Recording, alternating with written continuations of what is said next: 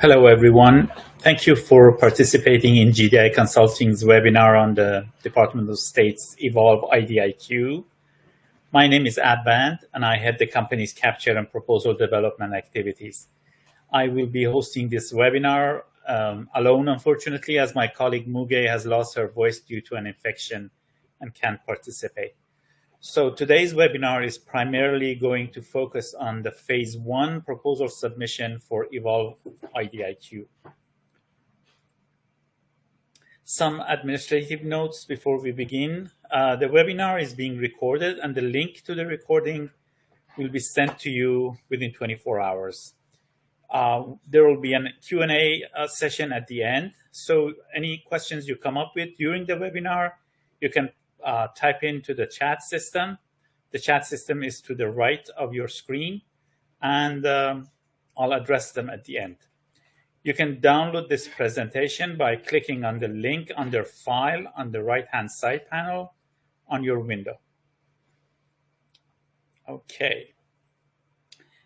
Now, a little bit about our company. For those who are not familiar with our company, we've been in business for over 13 years, over a decade.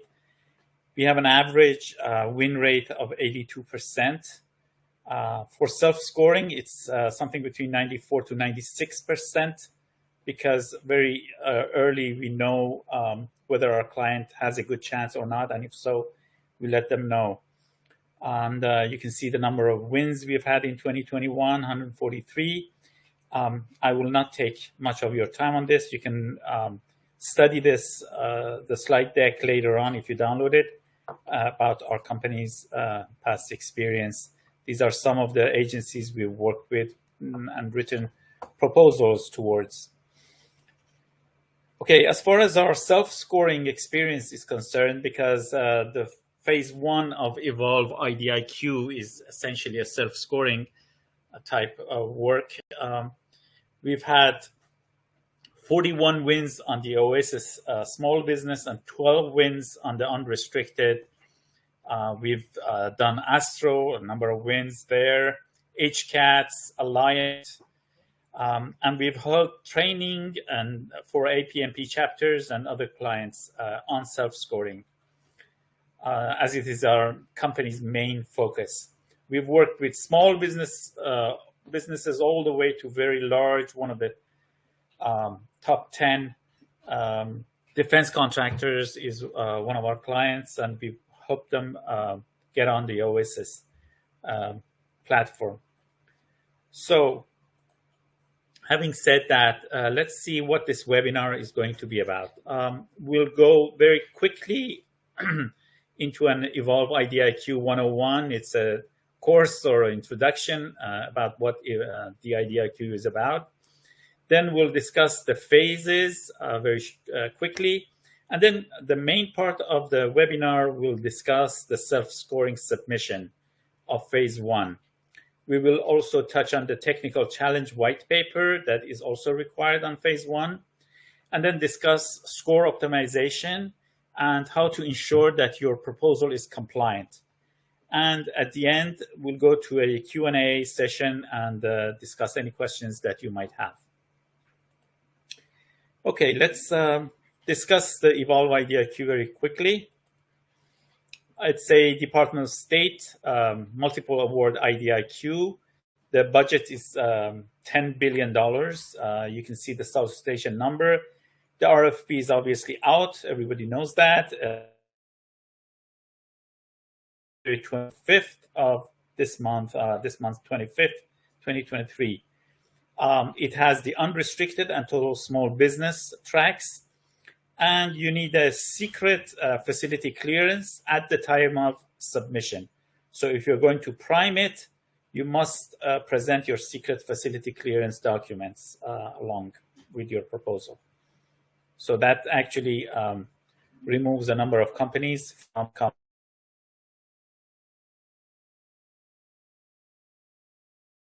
functional categories, as they call them: IT management services, cloud and data center services, application development services, network and telecommunication services, customer and end user support services. Now, there's a primary NAICS code, even though the contracts that you use might have other NAICS code, but this primary NAICS code is used to see if a company is small or large. So they will use this and the size standard on that basis.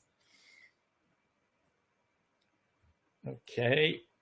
Now, as far as the award is concerned, you can see this table shows the number of awards for unrestricted and small business. For IT management services, 4 unrestricted and 4 small businesses, a total of 8. For cloud and data center services, 2 unrestricted and 4 small businesses, total of 6. Application development, 4 by 4.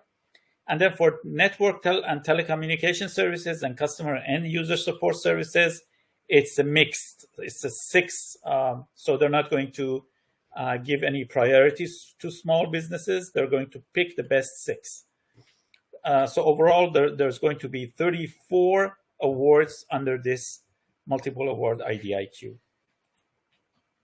Okay, so that's essentially the 101 part of it. Let's go into the proposal submission and see what the phasing are. There are 2 phases to this solicitation, to this opportunity for submission of proposals. Phase 1, which is due on the 25th of this month, it covers volumes 1 and 2. Volume 1 is essentially the self-scoring submission plus the technical challenge white paper. And then volume 2 is past performance. I'll discuss that later on, but it's essentially what it can be essentially what you present in the self-scoring submission under past performance, or you can actually use other projects and use the past performance for those projects. I will discuss why there might be a difference. Then they're going to down select based on volumes 1 and 2, down select the number of companies that have submitted, and they're going to notify you for an opt-in, saying that we think that you can participate in phase 2, and then they're going to provide an amendment giving the exact time for submission of phase 2 proposal. We've heard that it's going to be anytime after April 2023.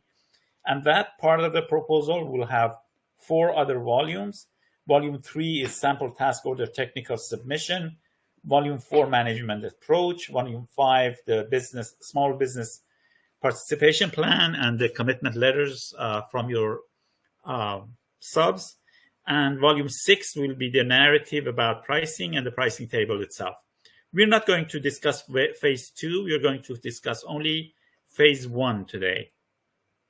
Okay, so here we go. Let's go into the main part of this webinar, phase 1, part 1. They call it superior qualifications or the self-scoring submission, so to say.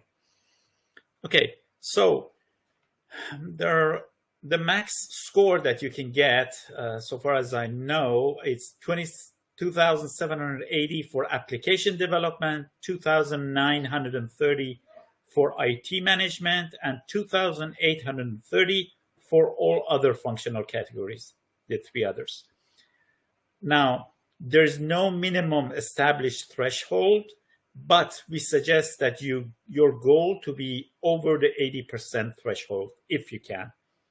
That's a goal to reach if that's possible for you. Now, the key players as far as the scoring is concerned, and I'll show you, are the 3 relevant experience projects or REPs, REP. We are going to use that word REP from here on, so that means relevant experience projects. They give anything between 2,080 to 2,130 points, which is around 70 to 75% of the total score. So of that total score, 70 to 75 of it comes from these 3 relevant experience projects or reps. So you should concentrate there, focus to get the maximum points from there. Here you can see the difference between the 3 main areas that will give you points. So relevant experience project, we have corporate, and we have program manager. So relevant experience project, corporate, and program manager. These are the three areas that you can get scores for. And you can see from this graph that the relevant experience project is overwhelmingly the key player in the total score under all five categories.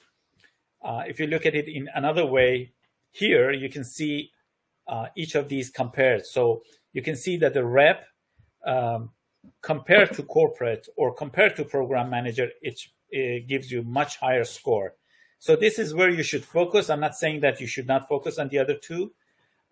You should maximize everything, but you can see that where your main focus should go. From here on, I'm going to discuss first the relevant experience project, and then go into corporate and program manager and what the scoring for each of those will be. The relevant experience project itself has a number of factors that give you score, and we're going to discuss those. So the factors that will give you the score here are contract value, project team size, the scope of the project, complexity, and past performance. And we're going to discuss each separately. So you can first view their importance. Here we're just considering the total score that you get for the rep. So the other factors are not played in. So corporate and program manager are not present here. You can see the total for each category. This is the total that you will get for the three reps. And you can see that complexity will has the highest score, and I'll show you why, because there is a full 500 point that you can get there and get your score higher. So, but comparing all these, you can see how it plays out. Essentially, it's the same throughout the five categories, but it also gives you an idea of where you should concentrate even inside the rep. So when you select the three contracts that you have, you know where to focus on. Okay, let's start with contract value then. The maximum you can get under all five categories is 450 points. Each rep you can get 150, and 3 times 150 is 450 points.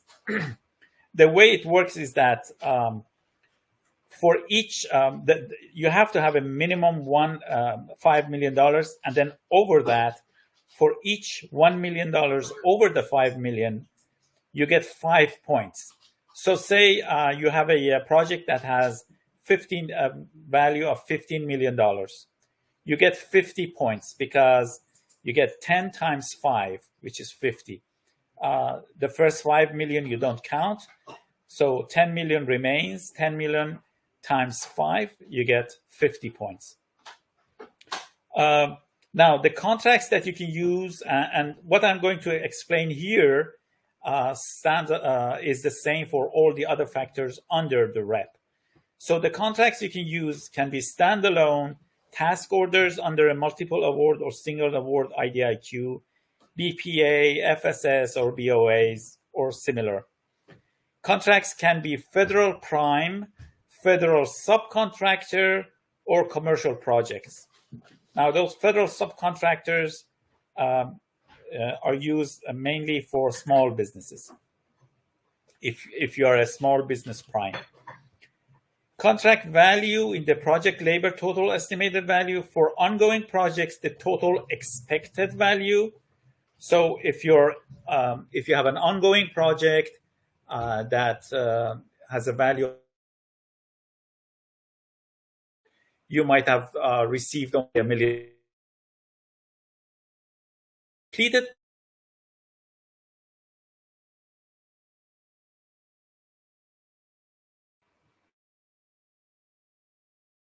project performance. So a project, a contract that you got a few months ago can't be used.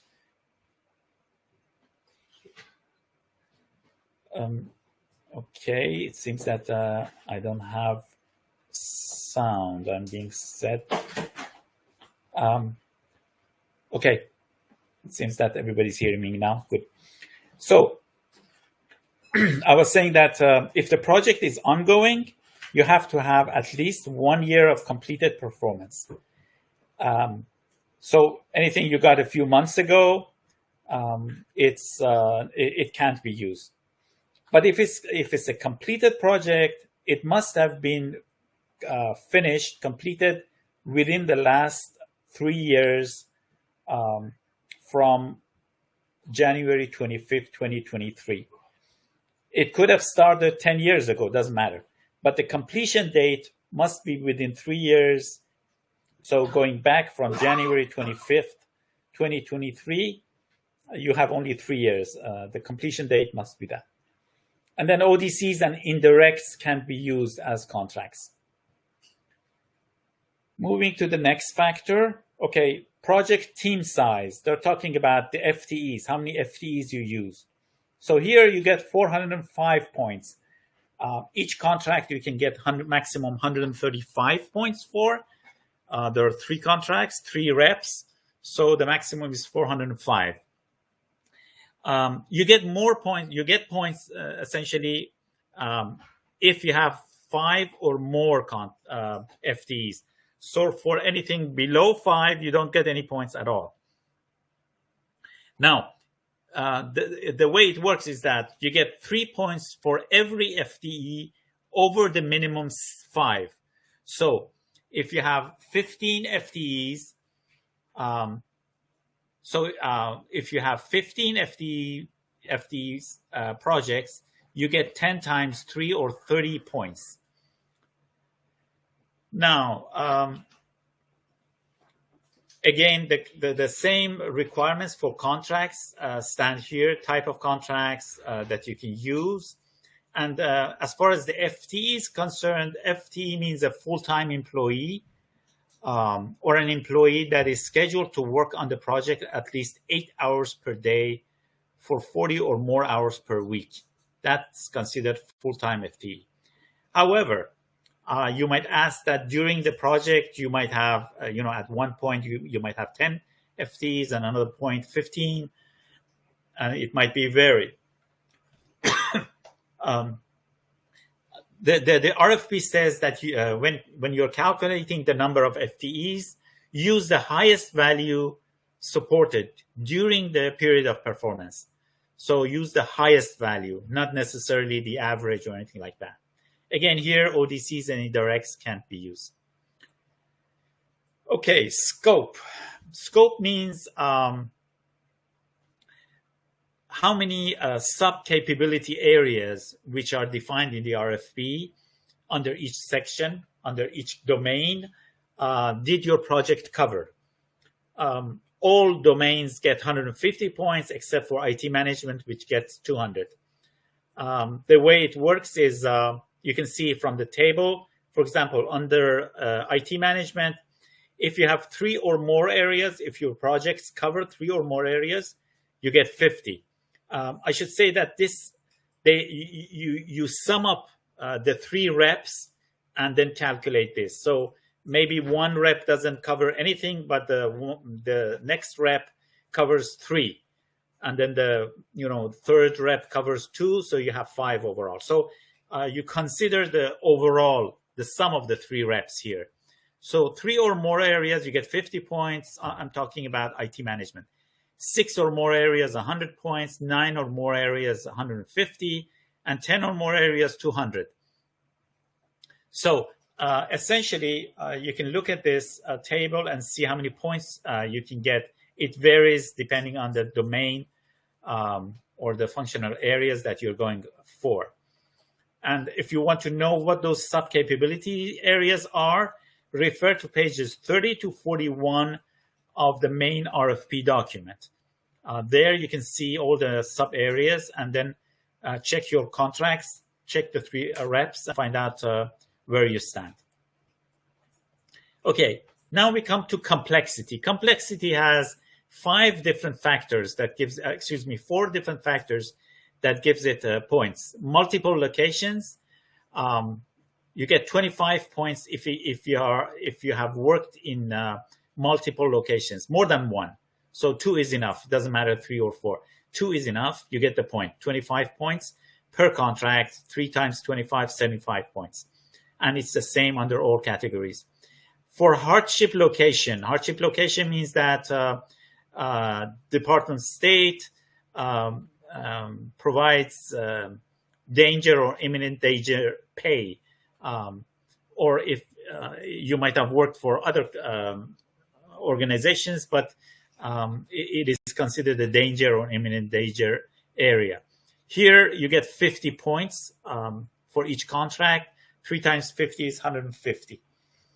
And here we come to the third one, is agency-wide 500 points. This is what you should consider one of the main factors when considering the rep itself, because you might have a rep that has very good points, but doesn't cover agency-wide. And then the overall points that rep brings might be less if you use another rep that is perhaps smaller in the size or FTE, but is agency-wide. So this is one of the factors to consider when picking your reps.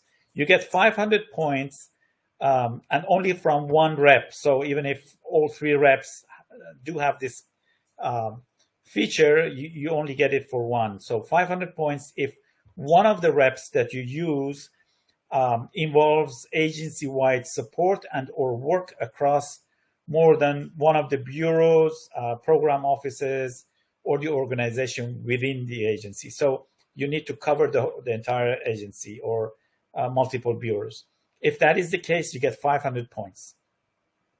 And then the fourth factor is called multiple federal agency or office. And you can see it's the same for all of them. 2 agencies, you get 25 points.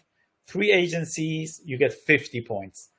And this is the funding agency. Remember, sometimes their funding agencies are different from the agency that actually provided the solicitation. They want to look at the funding agency here. Okay, moving on. And the last factor for reps is past performance. You get 300 points, 100 points for each contract. 3 contracts gives you 300 points.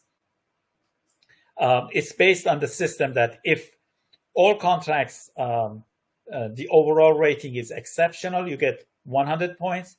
If the overall rating is very good, you get 50, and satisfactory, you get 25 points.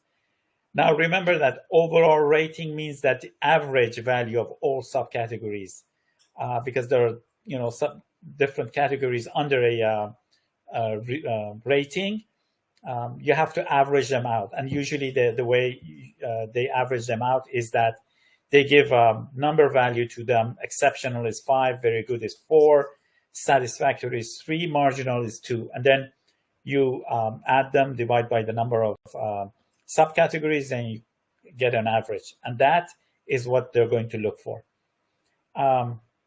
Very important point.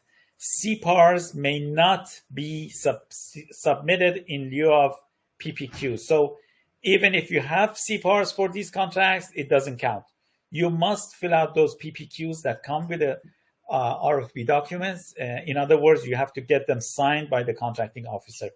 So this is very important. If you haven't done that, you don't have much time, go for it. So CPARs cannot be used. You must use the PPQ forms that come with the RFP document. Okay, up to this point, we discussed the reps, the points you get for the reps. Let's look at the points you get for your corporate or what your company's capabilities are. The maximum you get is 600. Remember, the reps were something around 2,000 to 2,100. Here, the maximum point you get for the corporate is 600. And it's the same for all. everything is nearly the same except for application development, where they're not asking for ISO 27001. They're not asking for ISO 20000.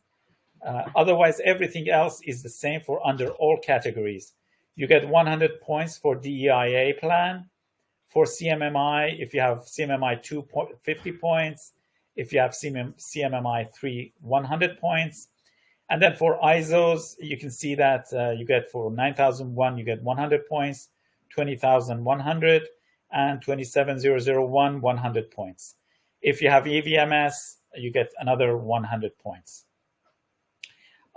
Remember that for all of these, including the DEIA plan, you have to provide substantiation. So for the DEIA plan, you have to submit the plan itself with the proposal. For the others, you have to provide proof that you have these certificates. For the EVMS, in addition to the proof that you have it, you have to provide proof of compliance with the 32 guidelines of the ANSI EIA 748 standard. So that should be included for the if you want to claim points for the EVMS. Okay, and the third factor, so first factor was the reps, the 3 contracts, the reps. Second factor was corporate, some of these ISO and other certificates that your company had. Third factor is the IDIQ program manager. And it's the same for all of the categories. You get 200 points. It's divided into 4 sub-factors. If you can show that the program manager has more than 10 or more years of relevant experience, you get 50 points. If they have a master's degree, they get another 50 points. If they have a master's in business administration, MBA, or a bachelor's or a master's in IT, you get another 50 points. And then if they have ITIL version 4 certification, you get another 50 points. And of course, you have to provide this as a resume, a 2-page maximum page count resume. Some of the, I should mention one point, the resume for the program manager is used both in phase 1 and phase 2, and you can't change it. So you can't say, hey, I changed my program manager in phase 2 and here's a better one. So here you need to consider this. Even though you only get 200 points for the program manager here in phase 1, it is going to be reviewed and assessed in phase 2 as well. So our recommendation is that you get the best that you can here with phase 1. And some of the things they're going to look for, we have listed here, there are 9 items. They're looking for somebody who's managed at least one project of similar scope within the past 3 years with a contract value greater than 10 million. So that's one of the things, requirements. Another requirement is oversight or management of at least one project in accordance with CMMI certificate, Agile or ITIL approach. And remember, when I'm saying this, these should be reflected in the resume. So you should rewrite the resume so that it reflects all these requirements as much as you can. Number 3, resume should show proven experience and documented success supervising large IT service contracts. So they're looking for somebody who can manage large IT contracts, including people of various job categories and skills. So managing those as well. The resume should show expertise in the management control of cost and resources and demonstrate capability managing projects of this type of complexity. Resume should show experience providing system modernization and innovation. So that's something that you should touch on that resulted in increased operational efficiency or cost savings. Resume should show at least 10 years of relevant experience, which we discussed. Should have a bachelor's degree from an accredited university with a preference for a major in IT or MBA, as they've said. Should hold an ITIL version 3 or later. remember, you get 50 points if it's version 4. Should hold the current project management professional PMP certification. So these are the requirements for the program manager that you should strive to get them provided with the resume in phase 1, even though it's only 200 points, but it's going to be an asset when they consider your proposal in phase 2. Okay, so that's the first part of phase 1. The second part of phase 1 submission is the technical challenge white paper. Each functional category requires its own white paper in response to the problem statement, and the problem statements are stated in pages 139 to 142 of the RFP. You have a 3-page limit for the white paper. They've mentioned that additional 2 pages for graphs and diagrams, although later on they corrected this and mentioned that they call them the attachments that you can add can be 2 pages each, and these could be project plan, discovery activities, migration strategies, risk mitigation plans, and limited impact on operations approach. So these can be submitted as separate documents. They call them artifacts, not attachments, with a 2-page limit set for them. And then some of the things that you should consider in your response to the white paper. In the white paper, first of all, how well have you made additional reasonable assumptions to adapt to the constraints of the technical challenge? How well have you applied the OMB mandates and federal regulations to their approach? How well have you analyzed the problem to demonstrate an understanding of the constraints and opportunities? How perceptive are your insights and your relevance to solving the problem? How well have you leveraged proven maturity models, frameworks, or standards? How well have you introduced cutting-edge innovation into your approach? How have you demonstrated competent research and independent critical thinking skills? How well your approach balances the need to innovate with keeping the lights on and optimizing operational costs? So now, the things I have mentioned here are what you should consider when writing your white paper. They're going to analyze your white paper. At least these are some of the things that they're going to ask and try to see if they can get an answer from the white paper that you're submitting. So this can be sort of a guideline to check out how your white paper is working. Okay. Now I want to discuss a little bit about score optimization. How do you optimize your score? I myself have done over 140. My company has done over 180, I think, self-scoring submissions, proposals. And we have a lot of experience with regards to mistakes that are made on optimizing or actually claiming scored points. So I'm going to discuss some of that. And the most important thing is optimization, how you can increase that score. So here are some of the points I wanted to make. First of all, read the RFP and the QAs very, very carefully and fully understand them. Sometimes a word here and there makes a lot of difference. Reviewing Q&As, and I know there is I think 1,800 question and answers attached to the latest amendment. It's going to take a long time, but it is very important because many issues are resolved there, and unfortunately, they're not mentioned in the RFP. So the government has replied to many of those questions, but the RFP has not necessarily been changed so that, reading the RFP by itself, you can get all those information. So you really need to go through those 1,800 points to make sure that you're good to go. Concentrate on maximizing the score on the 3 reps. I think I showed you that they are the king.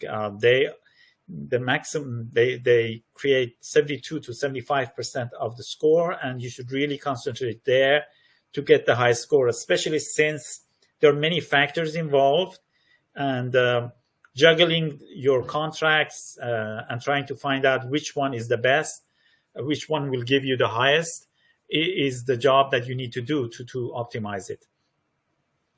Maximize the use of your commercial projects for those companies who have commercial contracts. The government does accept commercial projects for this. So if you have commercial projects, as many small businesses do have commercial projects, that might be useful. So if you do have them, try to use them. If you have multiple contracts, which many large businesses do have, the problem, per my experience, that they face is that they just don't know which contract to use. As I said, it's not the case that necessarily the largest contract will give you the highest score. Not so. I did explain that, for example, if you have a small contract that does cover multi-office agency-wide service, it's going to get 500 points, and that might get more points overall than a large contract that you might use. So what we usually do when we are helping our clients, and I suggest that all companies do that for themselves when they're preparing their proposal, is that we score each contract separately. Then we list the contracts, say we have 15 contracts, and we score them separately. And then we look at the scores that each of them have. And based on that, we decide which 5 to pick, or which 3 here in this case, to pick for the rep. Make full use of partnering and multiple partners to boost your score. You can use partners and get score from their past performance, their reps. So if you have a partner, a subcontractor, or a JV member partner, you can bring them along and use their contracts as your own. It's the same. You don't lose any points. And this way you can boost your score. So maybe you have 2 very good contracts, and then the third one, yours is good, but your partner has one that gets higher score. And this way you can bring them along and make sure that you get a higher score. The thing is that unlike Oasis Plus, which is right now many companies are going after, Oasis Plus, there is no competition between companies. So no matter what point you get, if you're over a specific threshold, you're awarded. But here, that's not the case. Here, you're competing against other companies. So you should use maximum effort to actually boost your score. If it means bringing in as many subs as you can, by all means do that. I know that you don't have that much time, and these are the factors that you should have considered, but you still have, say, around 3 weeks. So use those 3 weeks to actually boost your score as much as you can, if possible.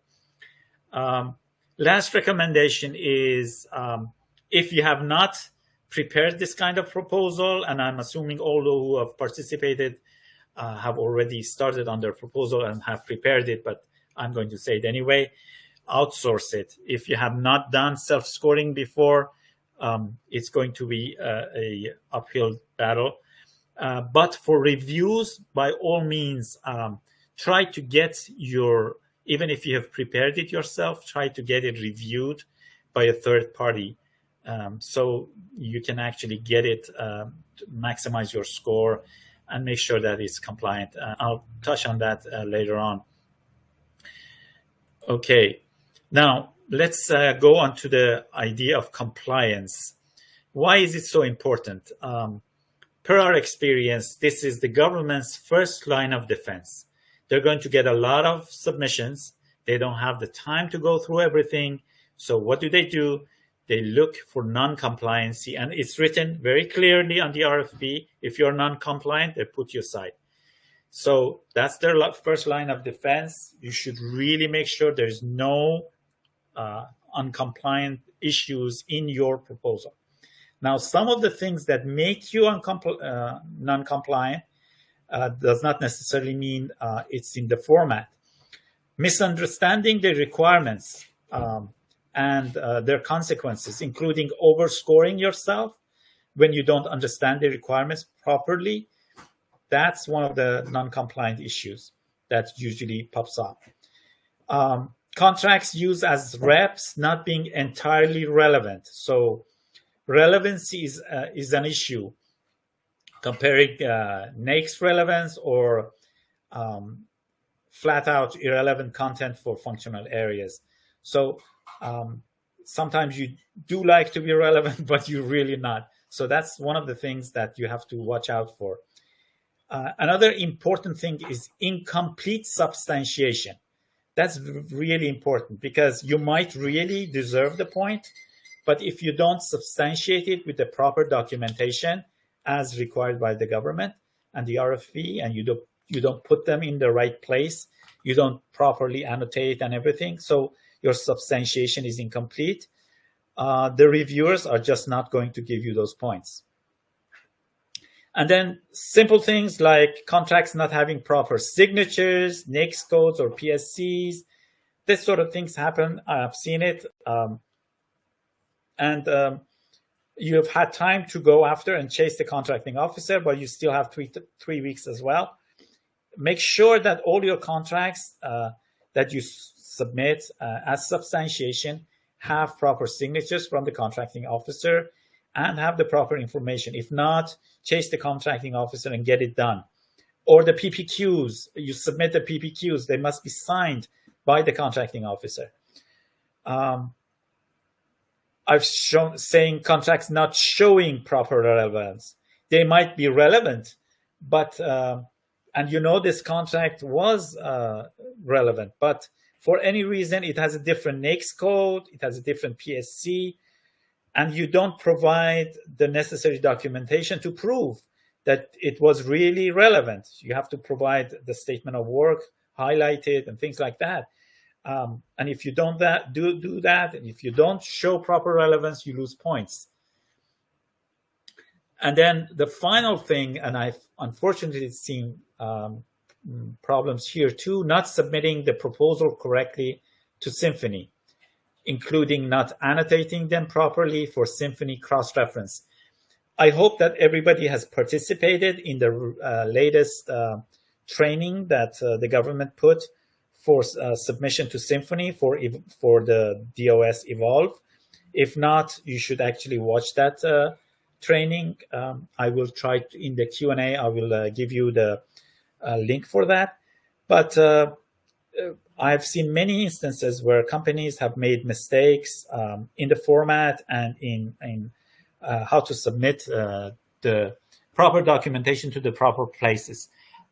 In one case, a large company, we did everything for them except for their cost proposal under Oasis. And then they said that their company is not allowed to give their cost information to us, which was okay with us. So they submitted it. At the end, the government came back and said, hey, the documents you submitted for cost were incorrect. Everything else was correct. Only the documents for costs were incorrect. So really make sure that you submit everything correctly and double check. So an audit, we always do an audit after submission to make sure that everything is uploaded properly. Now, how to prevent, here are some key points. Read the RFP and all its Q&As thoroughly, multiple times. It's really important. Create a reliable compliance checklist. So you have to make sure, and I'll show you a sample that we use for compliance. Do at least 2 rounds of compliance checks when you're finished with the scoring.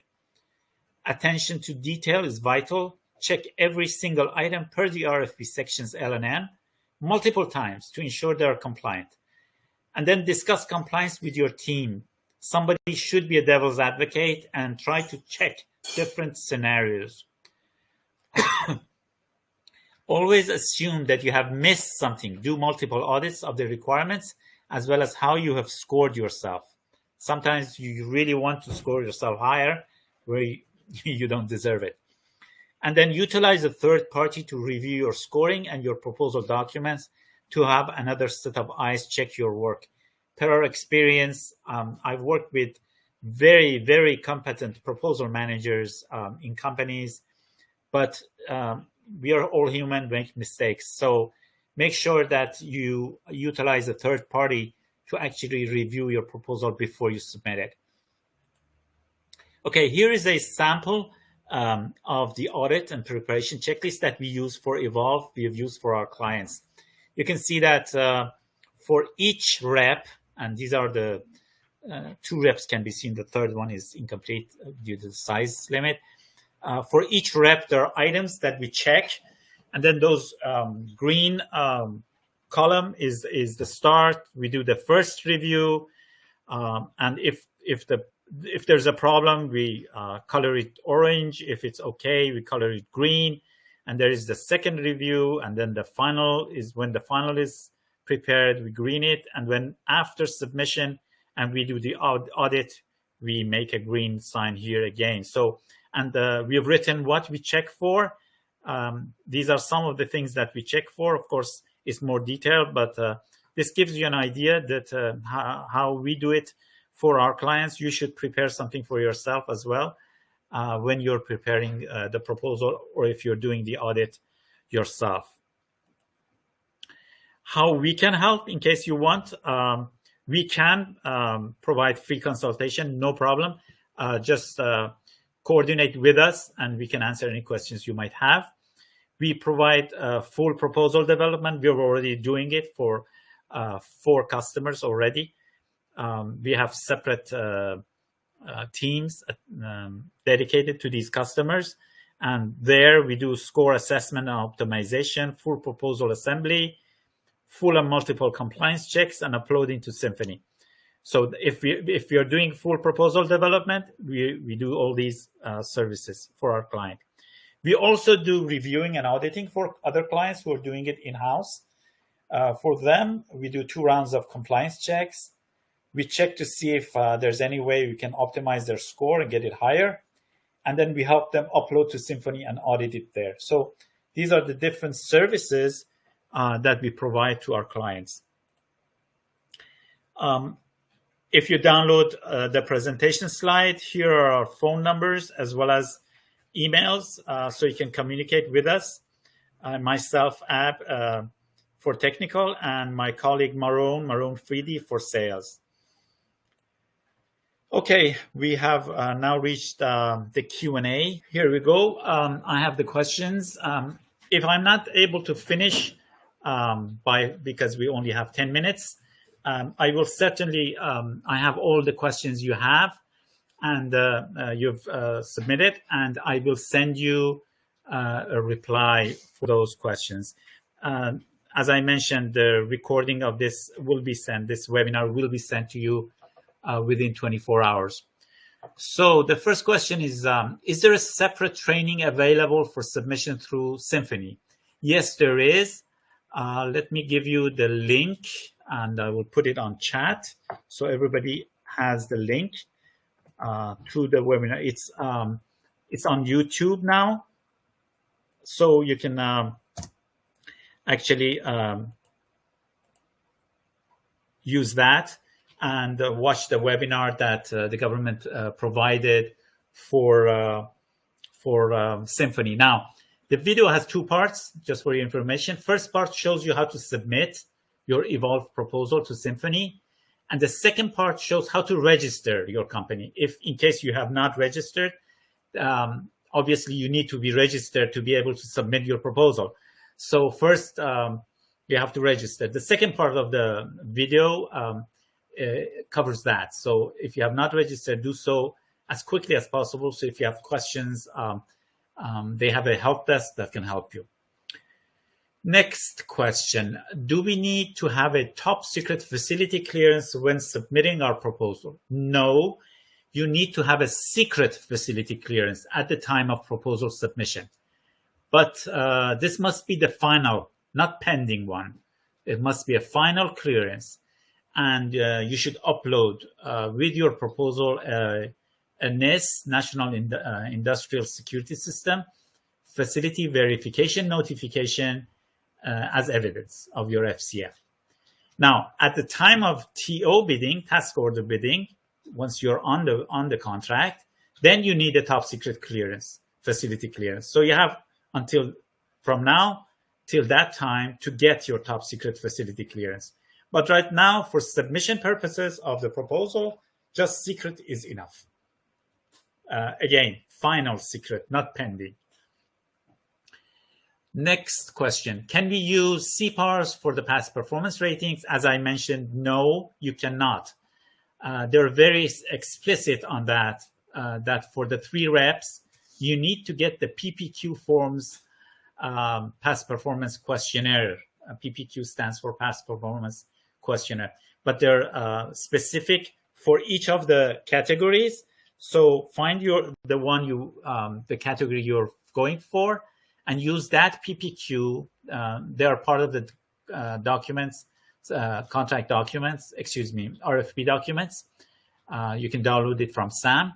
Fill it out. There are a number of pages that you have to fill out, and then you have to send it over to your contracting officer. They fill it out. After they fill it up, they sign it, send it back to you. It's not like normal PPQs that they submit directly to the government. So once they fill out and sign it, they send it back to you, and you submit it with your proposal. Okay. Remember that I did mention that you can use, for example, subcontracts. If you're a small business prime, you can use projects that you were subcontracts to a prime contractor, or you might have done commercial projects. In those cases, you still need to fill out those PPQs, but then you send them to the contracting officer or whoever in that company, that commercial contract is the appropriate official for that entity, and they must sign it. So that's the way it works. Next question. Can the projects from a team member in a prime sub relationship be used, and will they get the same point score? Yes, you can use the projects from a team member. That is a subcontractor if you're a small business only. So this is for small businesses. From a JV member or from a parent or otherwise affiliate entity. But the important thing is that in all of these situations, you must submit a MERCL, a meaningful relationship commitment letter, with the proposal. So you need that MERCL. It's attachment J10, called Meaningful Relationship Commitment and Subcontractor Capabilities, Past Performance and Experience Letter, J10. It comes with the RFP documents. So you need to fill that out, whether you're a prime sub relationship, JV member, or affiliate, company affiliate. In all of those cases, you must submit that MERCL. Next question. There have been many questions on the page limit of the white paper, and I'm confused. What is the final page limit on this section? The white paper itself has a page limit of 3, but you can add attachments, or as they call them, artifacts. Each of them have a maximum of 2-page limit, and they must be standalone documents that you submit with the proposal. In what format should we present the contract documents? The RFP states that you're not allowed to change the format for any of the government contract documents. So, for example, if you have a contract that is in Word format, sometimes contract officers send contracts in Word format. Just leave it as it is and submit. You're not allowed to change format. Even if you need to annotate and highlight it, leave it in the original format. Then use the annotation and highlighting tools of that system. So if it's in Word, highlight and annotate it in Word. If it's Excel, if it's PDF, whatever. Don't change the format.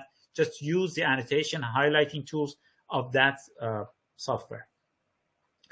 Is a cover letter a requirement? Yes, it is. And there are specific statements and information as spelled out in the RFP that must be included in the cover letter. Make sure you are compliant with all those issues, because they have mentioned that if you're not compliant, they're not going to review your proposal. So non-compliance is, as I said, the first line of defense for the government.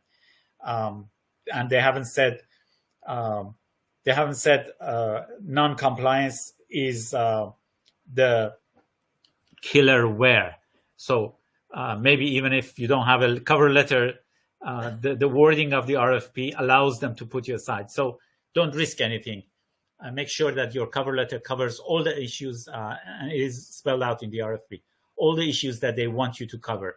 You have to put a number of statements that you accept and a number of other items.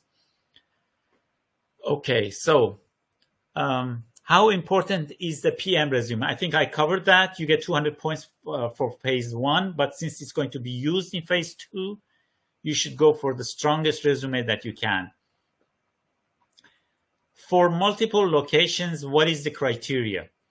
Okay, the locations must be at least 50 miles away from each other. So these are, and these are customer sites, not yours. So if you want to get the point for 2 or more locations, the 2 locations must be customer sites and they must be 50 miles away from each other. And note that remote work, teleworking, TDY employees, all those are not acceptable. So your work must be at that contractor's, government site. Okay, next question. For multiple agency points, where do we look this up? Okay, there is a website, FPDS NG website. You can do a Google search if you don't have the link to it. All the government contracts are spelled out there, are listed there. So if you do a search, you can find your own contracts and then go inside the contract. Inside the contract, there's a field called Funding Agency Name, or you can look up Funding Agency ID. Name is easier because it's more human. So that is the critical one. So you might have done, say, the funding agency might be Navy, but you have done work for the Air Force, whatever. The contracting officer will be from Air Force, but look it under funding agency, and you'll see it's written Navy. So that is the case. Now you have to prove using FPDS that you have the 3 reps cover 3, for example, different agencies or 2 different agencies, and then you get the score for it. So as I said, the keyword is the funding agency, and look it up in FPDS. Okay, unfortunately, we are out of time. I've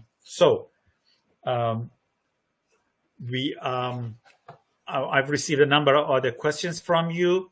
I will answer those and reply back to you. And I thank you very much for participating in our webinar. And we look forward to working with you in the future. We're going to have a number of webinars in the future this month and next month as well. Thank you.